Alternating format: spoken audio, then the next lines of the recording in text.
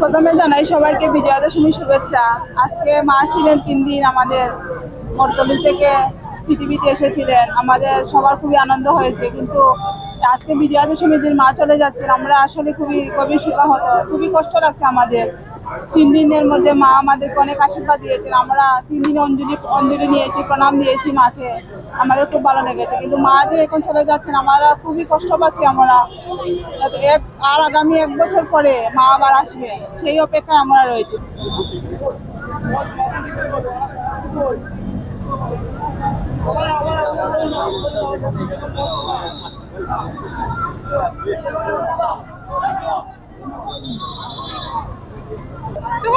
তো ঠিক আছে, কিন্তু মায়ের জন্য অপেক্ষা, এটাই তো আসছে বছর আবার হবে, মানে আমরা আশায় থাকি। আর মা কখনো যায় না, মানে এরপরে আসবে আমাদের কালী পূজা, তারপর লক্ষ্মী পূজা, তারপর কালী পূজা, মানে একটার পর একটা আছেই।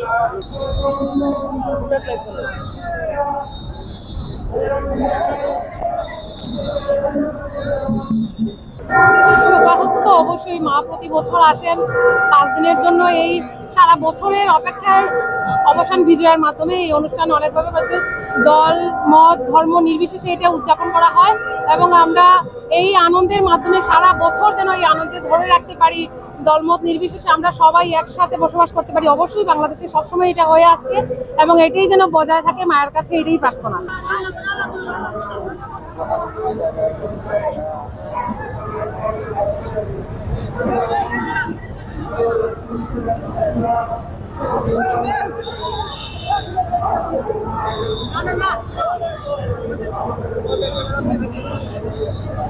পূজা প্রতিটা মোটামুটি মণ্ডপ গুলা পরিদর্শন আমি গিয়েছি, ভক্তের সাথে সাক্ষাৎ হয়েছে, আমার খুব ভালো লেগেছে। এবং আমার কাছে লেগেছে প্রতিবারে নিয়ে এবারে একবার সবাই একবারে সর্বসম্মতভাবে সবাই স্বতঃস্ফূর্তভাবে এই দুর্গা পূজায় অংশগ্রহণ করেছে এবং সবাই আনন্দিত।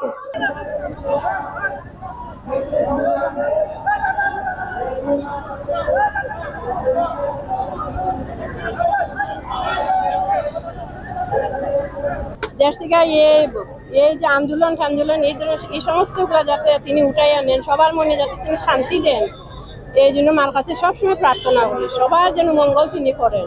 এবং আজকে এই বিদায়ের সময় আনন্দের সাথে, কষ্টের মাঝে আমরা আনন্দের সাথে মাকে বিদায় জানাচ্ছি এবং বলছি যে জগতের সবার মঙ্গল করো মা।